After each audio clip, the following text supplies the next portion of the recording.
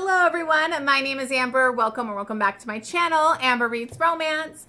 Today, just doing a quick intro because I am about to start my vlog for the final Pam Godwin book in her Frozen Fate trilogy.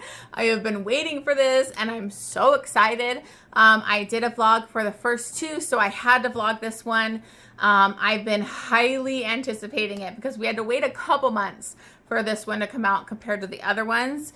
So I am so excited. I'm nervous. I don't know what Pam Godwin is gonna do in this. So I am so excited. So I'm gonna get started. I have a feeling that with this one, I'm gonna talk a lot. Who knows how many roller coaster of emotions she's gonna put me through, but hopefully it's not too long. I have a feeling this is going to be a long vlog. So buckle up and get ready for me to ramble about Pam Godwin and what a genius she is. So anyways, I will check back in with you once I start this and get a little bit into the book. And I'm so excited. So, all right, see you guys in a little bit.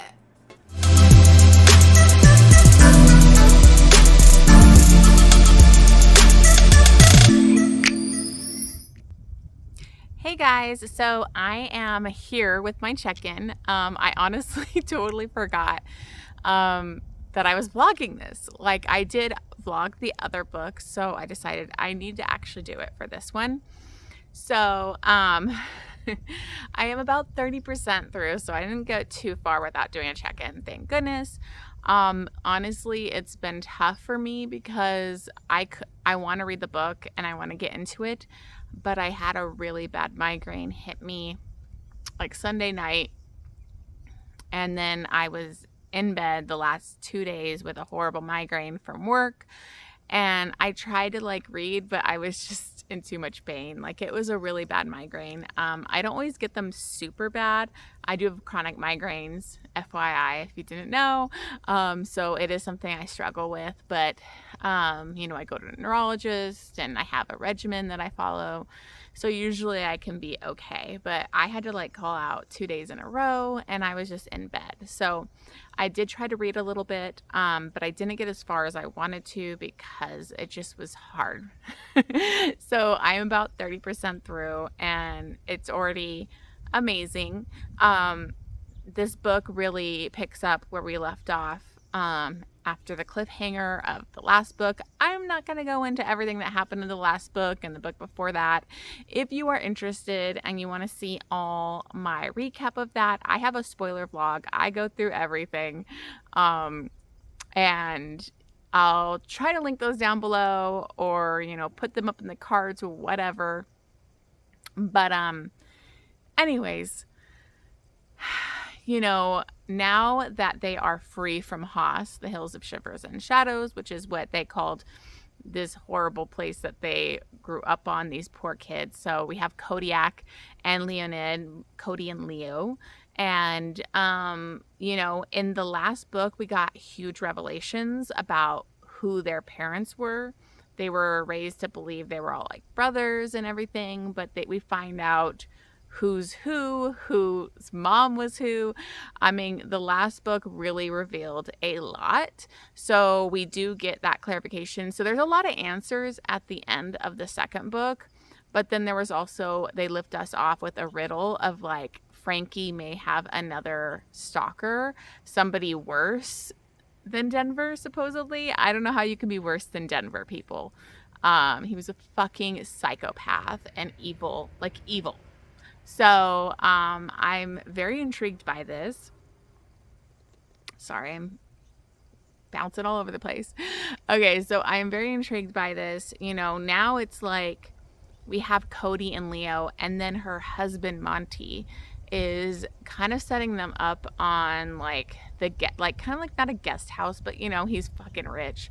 He has like his own island, and he's setting them up to be in that house, so because these guys have grown up in the Alaska Arctic with no like job history. They didn't go to school, any of that stuff. So them trying to navigate the real world, and they don't want to feel dependent on Monty. So there's a lot of complex stuff going on with them trying to heal and come to terms with their new situation. Frankie is letting Monty know, like, she even asked for a divorce at one point. She's like, I can't be with you. Like, I love them, and he is not willing to let her go. So it's a very awkward thing too, of like Monty watching her with them, and you know, he's trying to seem cool and calm, but as you get further into this book, you see that darkness in him is almost reminds me of Denver, but in a different way, and that he's like kind of hid in this darkness. So I don't know about Monty, you guys. I'm sure Pam is gonna turn me around like she always does, but there was some weird stuff going on here in the beginning that, like, I didn't know how I felt about Monty so far. So we'll see how it goes, but they're basically set up there. They've spun a story to tell the press. So obviously not the real deal about who Denver was, but that he had kidnapped her and he had kidnapped these kids and all this kind of stuff. And so, you know, they know that basically these guys, these men are related to Monty. And it's just crazy. So Wolfson, who ended up killing himself at the end of the first book, he is actually Monty's son. Cody is actually his brother. And then Leo is actually Denver's son. So it's a mix. And here is Frankie wanting Monty to build a relationship and kind of be a family for these poor boys because they never had a family before. And so, but he is so jealous and possessive of her that, like, he's kind of hating on these guys and wants them gone. So it's crazy. So I gotta bring up a highlight because some really weird stuff. I don't know about Monty. I don't know. Because at one point, hold on, let me get this up real quick. Okay, sorry about that, guys. So at one point, they're set up in this house across the way. They were in there trying to, like, get it on their first night, and like they took a shower. It was all hot in the upstairs bedroom, and they didn't understand why it was hot. And they took a shower, and they basically, it is a big sharing scene between them. There's some complicated things where, like, Cody's not as, like, he doesn't have as much of a difficult time as sharing, and, like, not fully incesty stuff or, like, brother, or I guess it's uncle and nephew, getting it on stuff, but, like, he's not fully doing that, but he doesn't mind, like, maybe sticking the fingers up the ass while he's in, like, and Leo is not into, like, feeling his finger doing things at the same time.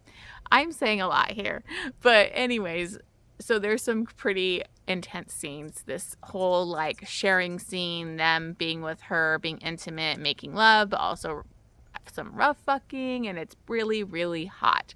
And while this is going on, later we get a POV of Monty in, like, the attic across in his house with the night vision goggles watching them. And I'm like, what the fuck? Like, who does that? Like, that's crazy.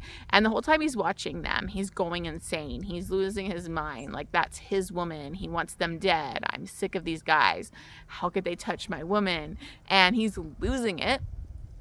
And so, like, I highlighted this because I don't know about Monty, you guys. So it says, he's like, I press my palm against the cool glass, trying to suppress the rage that threatens to turn me into my brother. But I'm not him. This devil doesn't bargain. I take. I'm a monster on the cusp of insanity. A stalker in the night. Her silent ache haunting her from the darkness. And I'm like, is he the fucking riddle? But then I think that's too easy. It's too out there. I know Pam's probably trying to give us little tastes and hints of, or fuck with us, of who this stalker is, the bad guy that's coming after Frankie, that's worse than Denver, because he says it's somebody from your past, from before, and, like, So, I mean, they're not trusting her husband for sure. So I don't know if it's really that, but he's got a lot of darkness in him and a lot of anger towards these guys. He like jerks off while he's watching her get off with these guys, but he's also angry. He like trashes the attic, punches the glass, goes out like drinking, getting drunk on his yacht, and like screaming into the night on his yacht. I mean, this guy is going through it. So it's pretty, like, you feel really bad for him, but also you're like, what's going on with this guy? What is going on with this guy?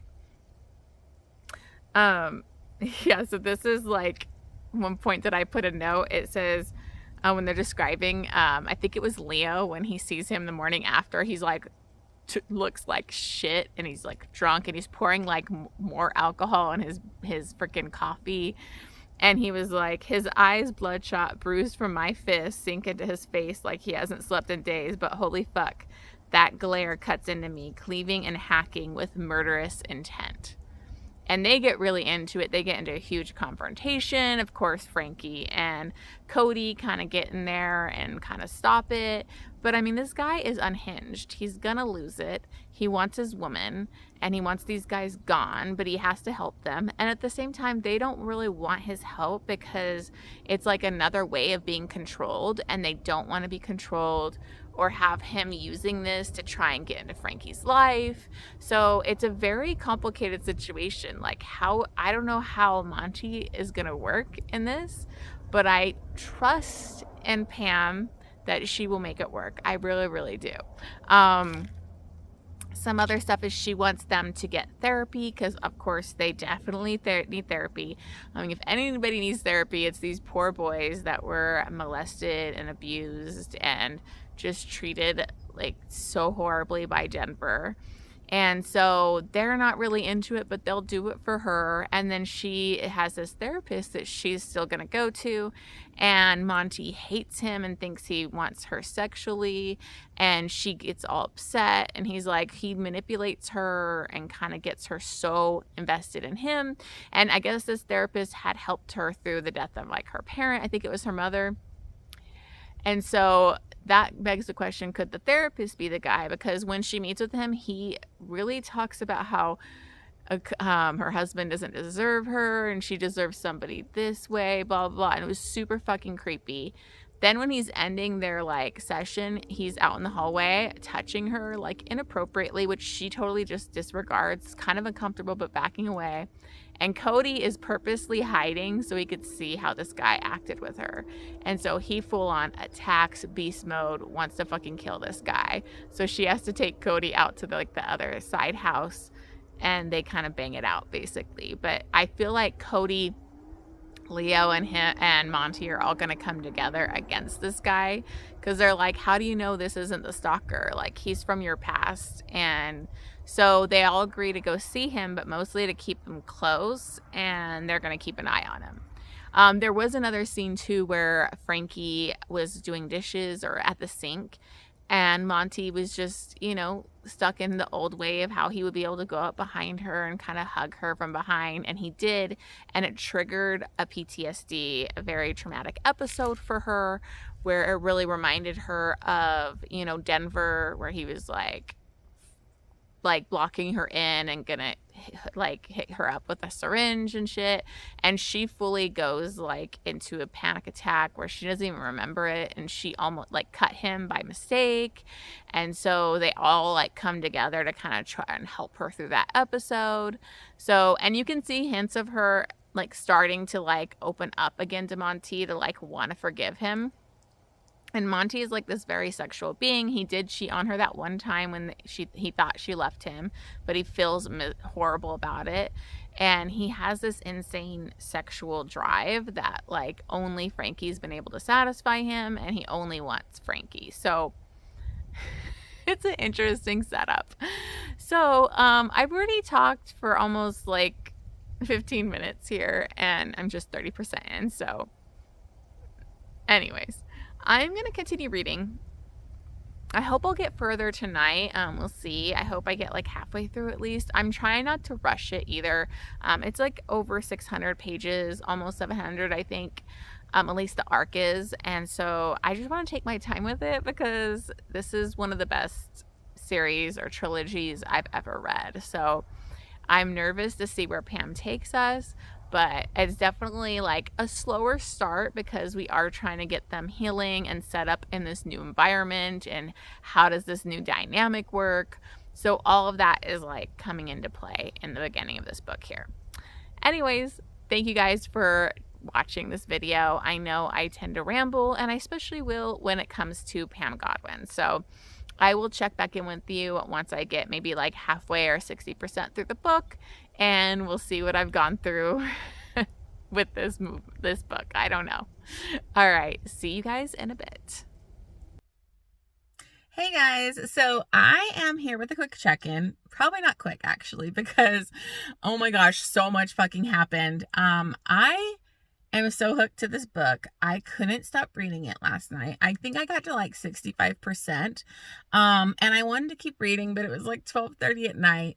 Then I couldn't go to sleep. I kept thinking about it, and that's what Pam Godwin does. You know, she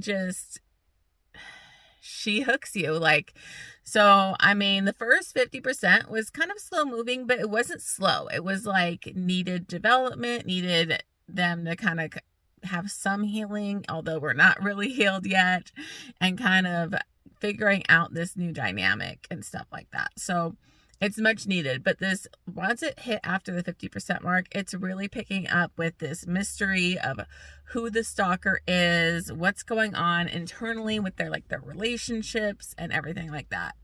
So I actually had to like outline the stuff that I wanted to go over because there was so much that happened.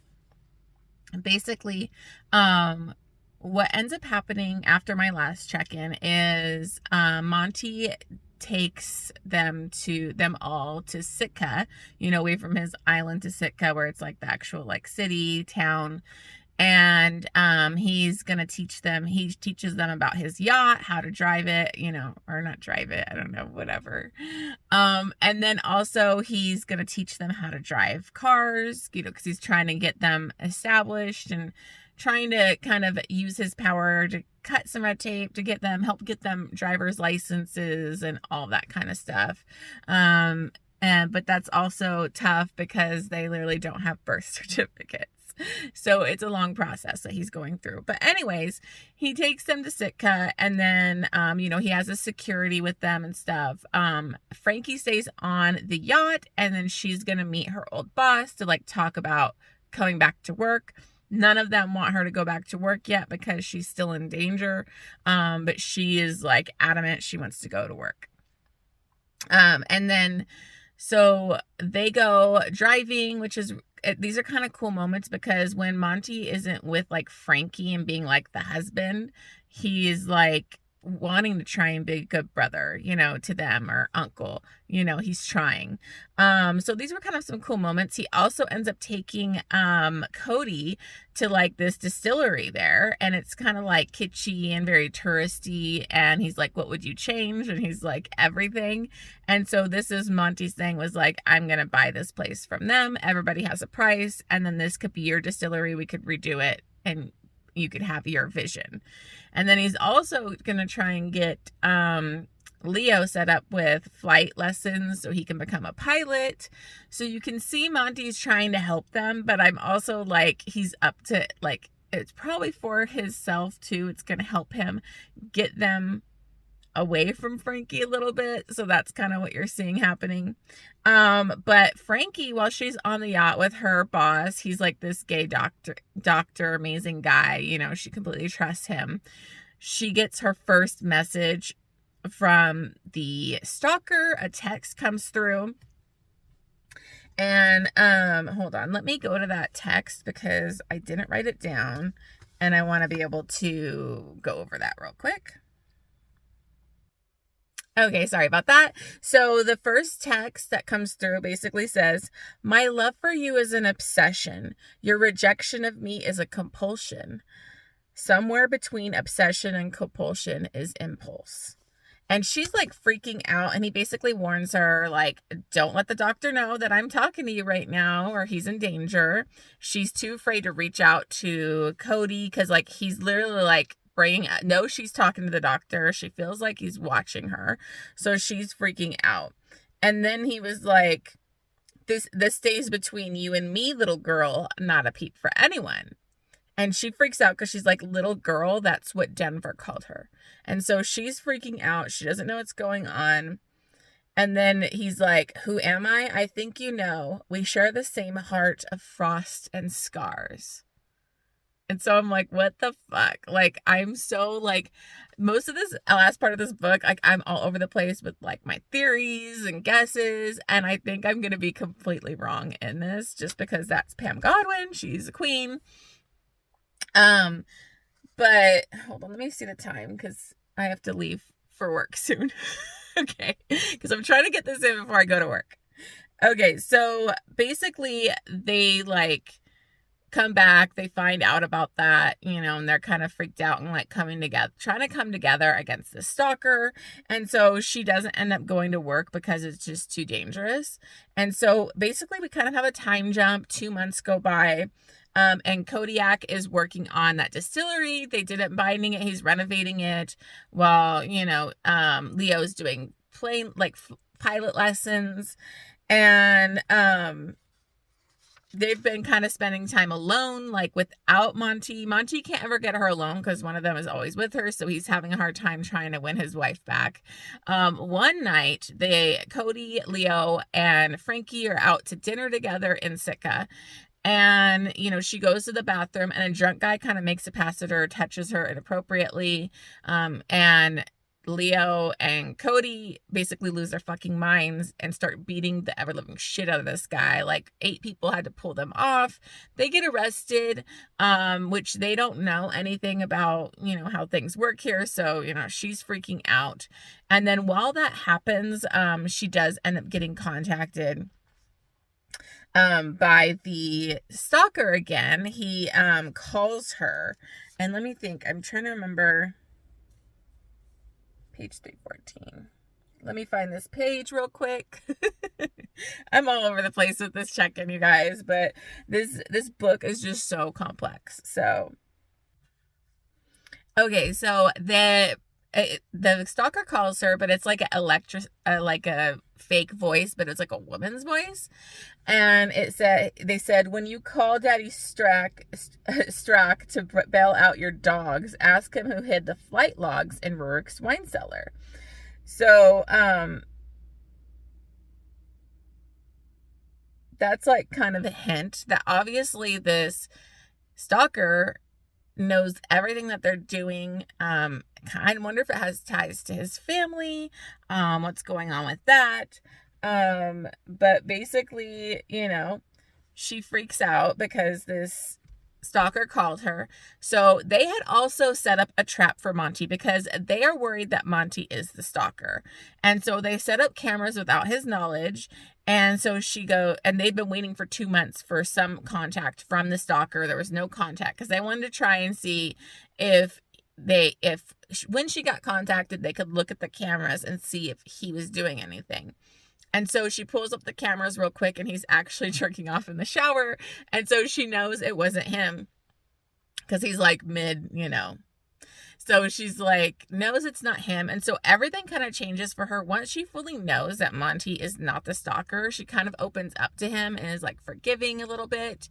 And so she calls him for help because they need to get these guys out of jail. So they're obviously going to have to spend the night. He's pulling strings, trying to get them released the next day.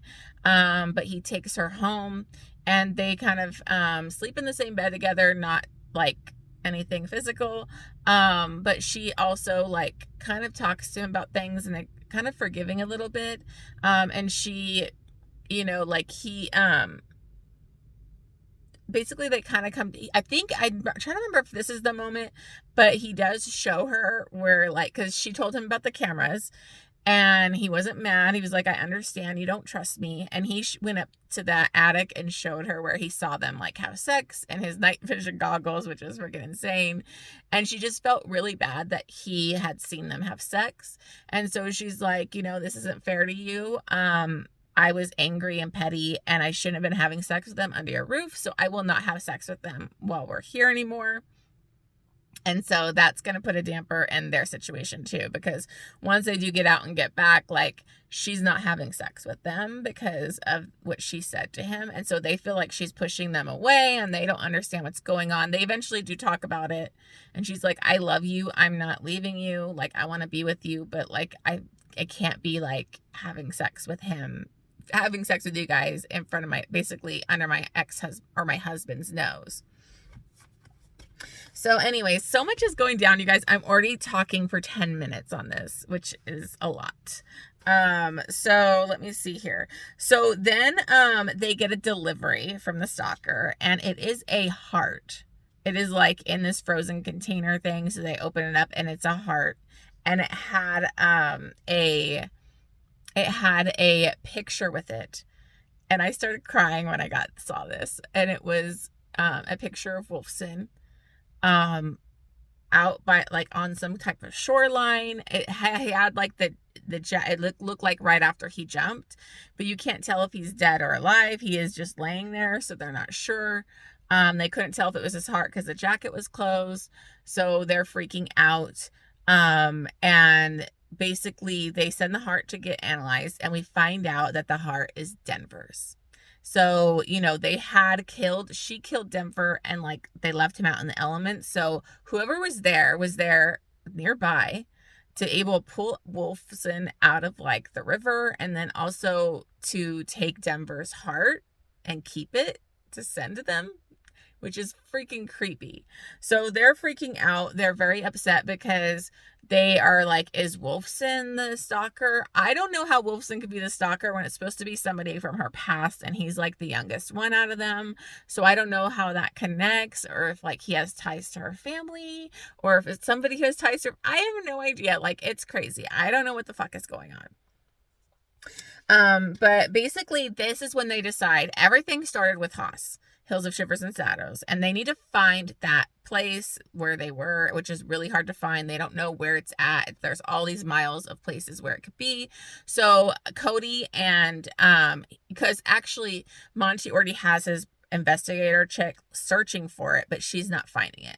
So Cody and Leo are basically making searches themselves, flying with her. So they're gone for weeks at a time. They've been doing this for a couple months and they are not finding it. So they're getting very frustrated. And during this time, all this separation too, she's getting closer to Monty and like she's falling back in love with him.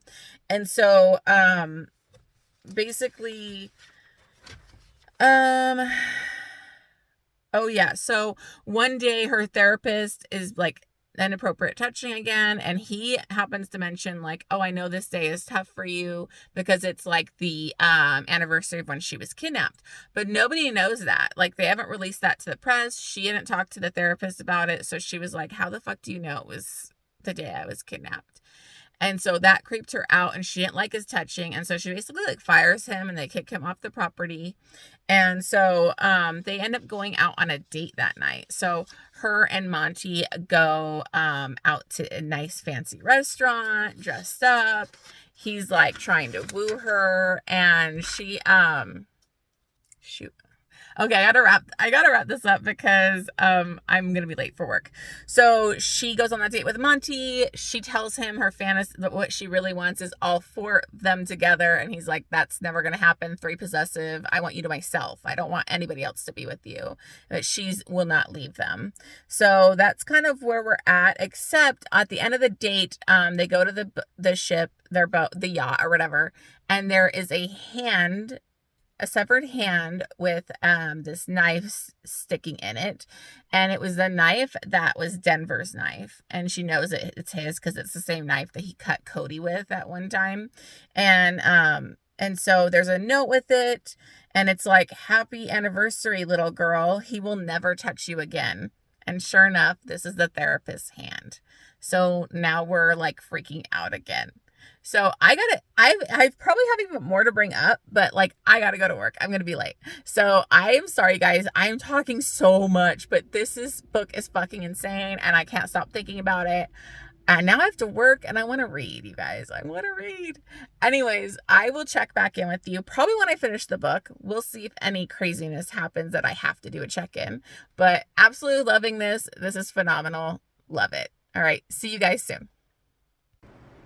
Hey guys, so I am here with hopefully a pretty quick check-in because it's late at night. I'm probably looking super haggard and not my best right now, but I wanted to do a check-in before I finish the book because there's so much is going on. Sorry, my cat is playing right now, of course, when I'm filming. Every time. Anyways, so much is going on in this book that like I want to discuss some of my theories before we get to the end, and then just, you know, there's a lot going on. I mean, the first 50%, like I said, is a very good growth of like showing their healing and coming together and learning the dynamic, and we're going to get a lot more into that dynamic now. So I just wanted to try and do this check-in. I don't know how far I'm at, like 70 something or 80%. So I'm getting pretty close. I need to finish it tonight and it's like 10 something at night right now. So I'm doing this check-in, but then I really need to finish this book. I have to get up for work in the morning, but last night I couldn't go to sleep thinking about it. So I got to finish this book. But anyways, once again, I wrote myself a little outline of things I want to hit because there's just so much going on in this book. But basically, Cody has his opening at the distillery, and so it's this big event, and they all go to it, and it's pretty cool because she has not been having sex with Cody or Leo because she's not going to do that and disrespect her husband, Monty, in his house. But, you know, there is a little back room kind of place that, you know, Cody was kind of adding so that they could live there if they needed to. And so he takes her back there and does a quick little hookup. And so she's very happy about that. And she kind of goes back out to the party. She's hanging out with that doctor friend, which I have thoughts on. So her boss, I'm trying to remember his name, Rhett. He comes to the party. He's always like really nice, very comforting, her only true friend. But I have a lot of suspicions about him because, okay, I'll just go into it now because let's just dive into my suspicions.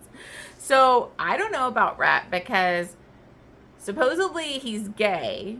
And so she should be comfortable with him and that like the guys wouldn't worry about him because he's gay, but he's like her best friend and he's gay, but never been in a relationship, isn't married. So I'm like, is this guy really gay? He just kind of seems too good to be true considering, you know, this stalker is supposed to be somebody from her past, like way back before Denver and way back before Monty. And that would be this guy. The only reason I was iffy on suspecting him was he was literally talking to her on the yacht when she was getting those texts. But there could be a way around that. Who knows? Maybe he's tech savvy or he has a partner. I don't think he has a partner. I mean, I don't even know if it's this Rhett guy. I just have a lot of suspicions about him because he's just really, I don't know. He just seems very involved in her life and from her past. So that's a theory that is probably going to be wrong or I'm way off base. Who knows? But I'm just not feeling so good about him right now.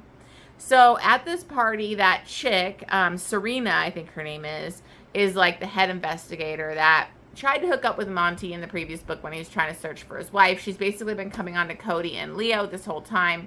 And so she has enough with it. She kind of corners her in the bathroom and confronts her. And she's like, they're my men. Don't touch them. Stay away from them. And she like rushes up on her and is like whispering in her ear. And you can tell she's like paranoid.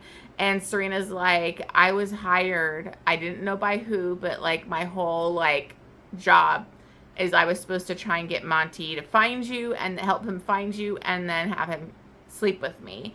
And then also to sleep with the other guys. So we know the stalker had hired her.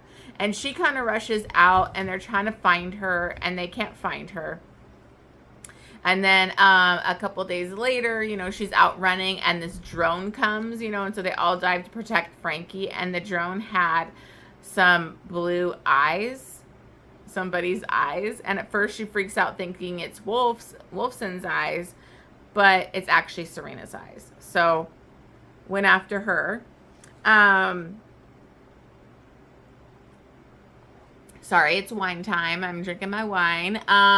The other thing that's kind of suspicious is his butler, because his butler actually worked for his father. And so I'm like, why isn't anybody looking at him suspiciously?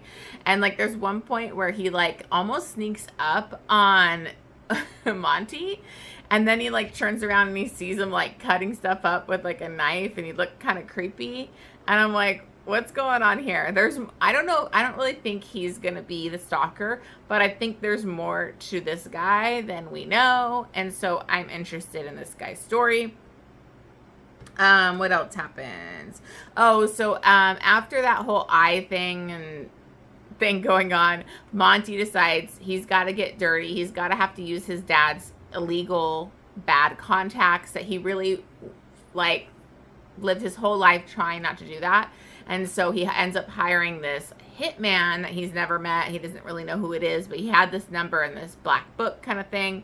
And he calls him up. He's called the Ghost. And he basically hires him, but he's going to have to do a favor. Tootsie, come on, dude. Okay, sorry. My cat is literally driving me nuts right now. He comes to life when I start filming. He was literally sleeping on these cupboards above my fridge a minute ago. Now that I come to film in the middle of the night, he's going crazy. Anyways, what was I saying? Oh, he hired that assassin.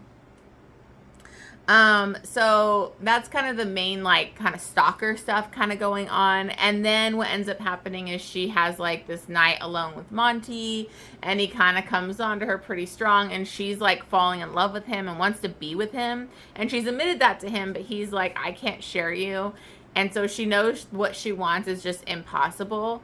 But she doesn't want to, like, betray Cody and Leo, but he kisses her. She doesn't really kiss him back, but of course that's when Leo and Cody walk in, and they're pissed off. It's a whole confrontation, and you know, she's like, I can't.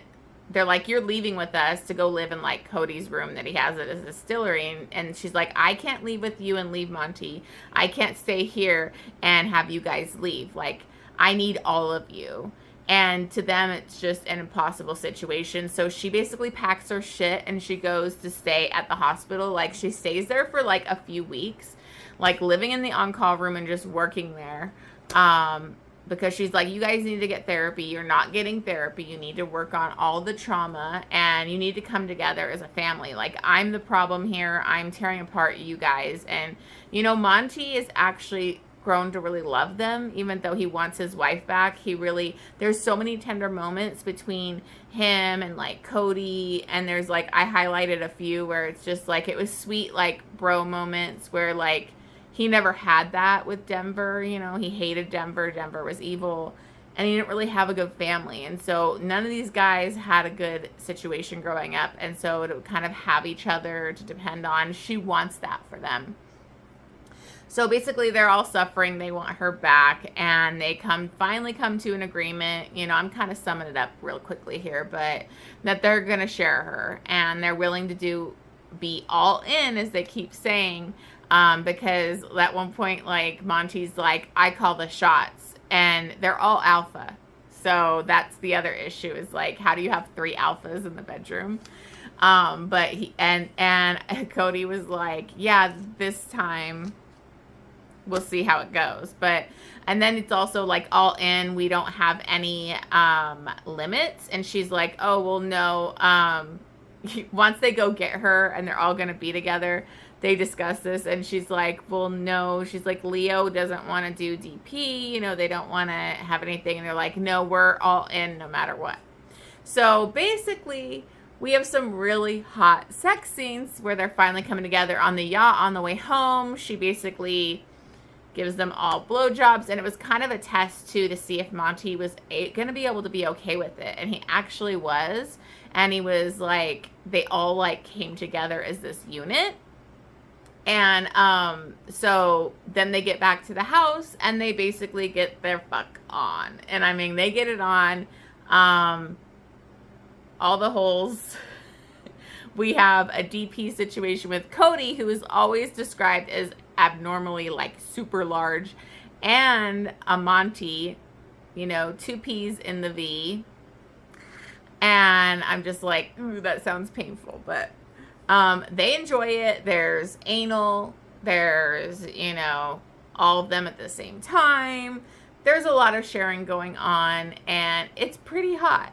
So, and they spend like days like this screwing and all that kind of stuff.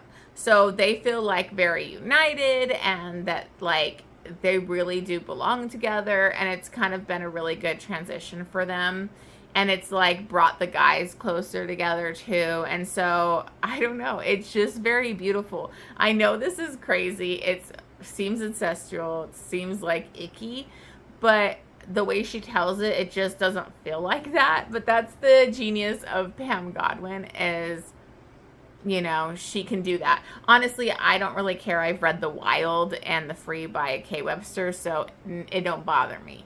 But I honestly, it was hot. It was great to finally see them all together. I didn't know how I was going to feel about Monty, but throughout this book, I've really grown to love him. I don't love him as much as my, like, you know, poor broken little boys that were raised by Denver. They've just been through way more shit. And my heart is just always with Cody. Cody is my favorite. He's my boy. And so anytime there's like a heartbreaking scene with Cody, it just breaks my heart. I've cried a couple times in this book already. There's a scene where Monty, when he's trying to like mend things with them so they can get Frankie back, he framed Wolfson's like his painting or his drawing of like the control board that they were doing, and he framed it for Leo, and Leo just like is devastated, you know, acknowledging that loss because he never deals with it. And so they actually do start going to therapy and stuff. So anyways, that's where I'm at. They finished their sex marathon, and there's going to be like a huge flu breakout from like a cruise ship that is on Sitka Island or whatever, and so she has to go to the hospital. So I'm feeling we're about ready to get to our third act and the stalker stuff. So but I wanted to touch base before we got to that, like the reveals of who the stalker was, just to give you guys my thoughts, some of my suspicions, and I don't know, we'll see. I could be completely off base, but who knows. Anyways, I said this was going to be a quick check-in, and I've already been talking forever. This is going to be a super fucking long vlog, but what else is new? I knew doing a Pam Godwin thing, I'm going to talk a lot. But anyways, thank you for listening to my ramblings. I need to finish this book tonight, and then hopefully I can just do a quick check-in before I go to work tomorrow and give you my final thoughts and what happened. So anyways, if you're still watching this, thank you so much for sticking with me on my fucking long vlogs. I appreciate you. And I'll see you guys tomorrow. Hey guys, so I am here for my final check-in. I stayed up late last night, finished the book, and let me just say, phenomenal. This trilogy is one of the best I've ever read. Pam Godwin is my favorite author. I still need to read a bunch of her backlist, like the Deliver series, and that's going to be a goal now because this trilogy was fantastic. I gave the other books, I think, 5 stars because I kind of wanted to wait till I finished the series to see what I thought. But I'm definitely going to be upping my rating to 6 stars for all the books because I'm just blown away. So anyways, everything really went down at the end of this book because, of course, we do have our third act where we finally figure out who the stalker is, and it kind of happens because she's staying at the hospital, and then guess who comes in? She goes to like take a nap because she'd been working for over 20 hours on all the people with the flu, and she's in the on-call room, and who's in there but Rhett. And it's him, you guys. So he actually drugs her. He had like this big bag that he had as like his bag or whatever, overnight bag. So he's able to sneak her out past her guards. And she ends up waking up in Haas. So he took her back to the cabin in the Arctic, the last place she ever wanted to be ever again. And she's naked. She's drugged where she can be awake, but she can't move. And so she's immobile. And he like takes her in. He takes her into the bedroom, I'm sorry, the kitchen, and all like the people that he killed are like sitting at the table like some psycho shit. And she sees Wolfson there, and she, you know, he looks dead, and so she's devastated.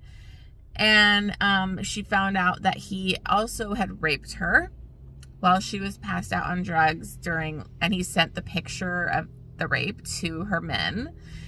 And he basically had them get on a plane, smash their phones. He has like the plane GPS set up so they could find and he wants them up there. So it's like this big trap. But also you kind of find out that he's kind of obsessed with the Strokes. Like he wanted to be part of their family. And of course we have the evil guy telling doing his monologue at the end here. Because when they do arrive, before they get there, he rapes her again, which is just, it's horrible. And Wolfson, her arm falls onto his lap, and he starts to move, and she can feel him like trying to fight his drugging, so he is alive. And they manage to kind of try and fight the drugging a little bit, where they're able to get each other's IVs out so that this drug would stop working within like 15 minutes. And so that's kind of like they're waiting. And then the guys show up. They have to come in naked, and he's like tying them up to the chairs. He has a gun to her head. And he basically forces them to drug themselves too. But of course, our guys had a plan. You know, they had like a knife hidden away and like slippers that Monty was wearing. And so, so they managed to get the knife to Wolf so that he can do it because his drugs are kind of going away. And so, like, he's going to rape her again in front of them, and Wolfson wakes up a little bit and is able to throw that knife directly into, like, kind of his chest, you know, shoulder area. And then Frankie jumps up and attacks him and is fighting him with his gun and everything. And then they hear a big gunshot go off. And of course, it's the butler, and he's the ghost. So I knew there was something up with this butler, but he ends up being the ghost. And he shoots him, and he's going to kill him. And she says, no, don't kill him, because he had also set up like bombs on the planes. But she's like, my boys need to hunt. And so once the drug wears off and they're all okay, you know, it's a really emotional moment for Monty too, because he never thought he'd be able to see his son. And Wolfson had been held captive, you know, this whole like time. So you find out the whole gist was that this guy was actually another victim of Denver's. And he changed his name and everything, and he got like a big payout. His parents got a big payout from Denver's parents. And so he was able to kind of have a lot of money, go to medical school, but he became obsessed with Denver, wanted like revenge against him, but then he watched what he was doing and how he was kidnapping people and all this stuff. And he kind of like got hero worship. And this guy's like a true psychopath. So like this guy was created, like this monster was created by Denver. And Denver had actually kind of warned them, you know, like he's worse. I mean, I don't know if it even get worse than Denver, but this guy's pretty evil. He's a serial killer. He's psycho. He's a rapist. He's a lot out of his mind. So he became obsessed with Frankie, you know, when she was in like first started working with him in school and stuff. And Denver was like going to help him supposedly get rid of like Monty and all this stuff. But then Denver cut off ties with him because he knew he was kind of unhinged and not right. So and he ends up taking her. So anyways, he had found out where Denver's area was because he was the actual guy pretending to be like part of that mafia group that was keeping eyes on Denver's like flight logs and all that stuff. So he was able to find it. So he was there when okay, sorry about that. I need to wrap this up because I got to go to work in like 2 minutes. So I might do another check-in. I don't know. But basically, he was there. He was able to get Wolf out. He kept Denver's body. He froze their bodies.